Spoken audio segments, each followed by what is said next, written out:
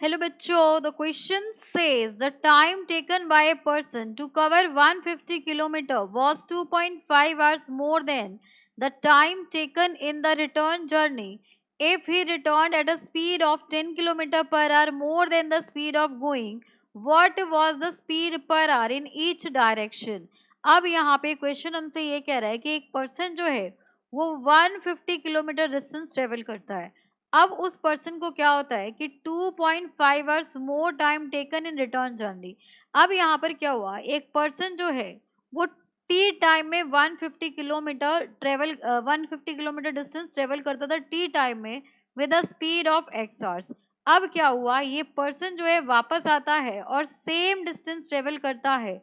इस बार उसने अपनी स्पीड को 10 किलोमीटर पर आवर से बढ़ा लिया, फिर भी उसे 2.5 आवर्स ज़्यादा लगता है रिटर्न जर्नी में। तो हमें दोनों ही डायरेक्शन में उसकी स्पीड को फाइंड आउट करना है। तो इस क्वेश्चन को सॉल्व करने के लिए हम यहाँ पर की कंसेप्ट यूज करेंगे, that is time is equals to distance upon speed. ये डिस्टेंस टाइम का फॉर्मूला है आपके पास, तो ये वाला फॉर्मूला हम यहाँ पर यूज करेंगे। अब यहाँ पर हम लेट कर लेते हैं, लेट speed of person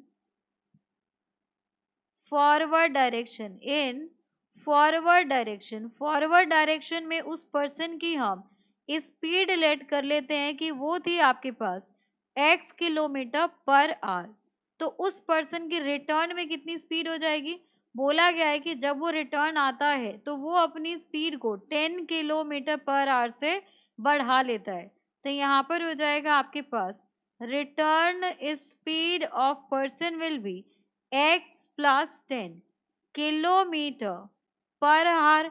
अब यहाँ पर डिस्टेंस तो सेम ट्रेवल कर रहा है, तो देखिए जब वो फॉरवर्ड जाता है तो कितना डिस्टेंस ट्रेवल करता है 150 किलोमीटर, एंड स्पीड क्या थी उसकी एक्स स्पीड थी, उस समय उसने टाइम लिया टी।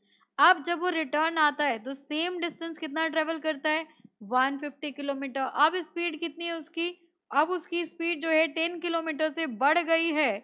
तो अब उससे जो टाइम लग रहा है वो कितना लग रहा है, उसे टाइम लग रहा है t प्लस 2.5 आवर्स।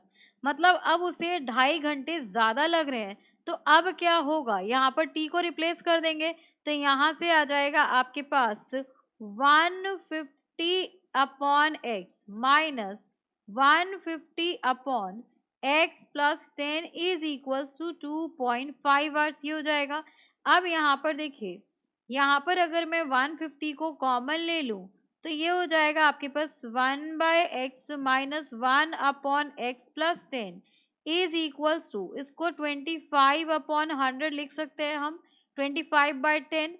अब यहाँ से इसे हमें सिंप्लीफाई करना होगा, तो यहाँ देखो, यहाँ से वैल्यू जो है आपकी ये हो जाएगा 5 5 ज़ा 25, 5 2 ज़ा 10, और ये हो गया आपके पास 5 3 ज़ा 15, 2 से मल्टीप्लाई कर देंगे तो ये आपके पास 60 हो जाएगा। एंड यहाँ पर हो जाएगा आपके पास x plus 10 minus x upon x, और x प्लस 10 इक्वल्स टू यहाँ पर 1 आ जाएगा, बिकॉज 2 तो उधर जा चुका है।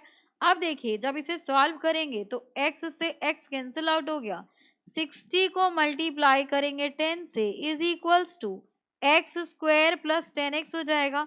अब ये इक्वेशन हो गई आपकी x square plus 10x minus 600 equals to 0। अब इसके फैक्टर्स फाइंड आउट करने होंगे 600 के, तो ये यहाँ पे वैल्यू आएगी आपके पास X square plus 30x minus 20x। तो 30 इंटू 20 क्या हो जाएगा, ये हो जाएगा आपके पास 600, और इसको माइनस करने पे प्लस 10x आएगा, and this is equals to minus 600 equals to 0। इन दोनों में से x कॉमन आ गया, सो x प्लस 30 माइनस 20, यहाँ से आपके पास आ जाएगा x प्लस 30 इक्वल्स टू 0। सो दो वैल्यूज आ गई, एक आपके पास हो जाएगा यहाँ पर x की वैल्यू हो जाएगी 20, एंड एक x की वैल्यू हो जाएगी आपके पास minus 30।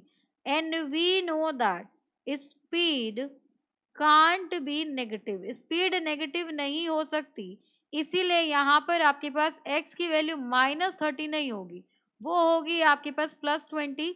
So speed of forward, यहाँ पर जब वो जाता है तो उस केस में स्पीड, फॉरवर्ड स्पीड कितनी होगी, तो वो होगी आपके पास 20 किलोमीटर पर आवर। अब हम रिटर्न स्पीड की बात करें तो स्पीड ऑफ रिटर्न ये हो जाएगा आपके पास, यहाँ पर इसको चेंज कर लीजिए। अब यहाँ पर हमें पता है कि रिटर्न स्पीड जो है उसकी वो इससे 10 प्लस 10 ज़्यादा है, तो 20 प्लस 10 कितना हो जाएगा, that will be equals to 30 kilometres per hour. So 10 kilometre per hour ज़्यादा थी, तो इसलिए फॉरवर्ड की स्पीड मिल गई हमें 20 kilometre per our and return की स्पीड मिल गई हमें 30 kilometre per our. So this is the final answer. Hope you understood it very well. Thank you so much. Best of luck.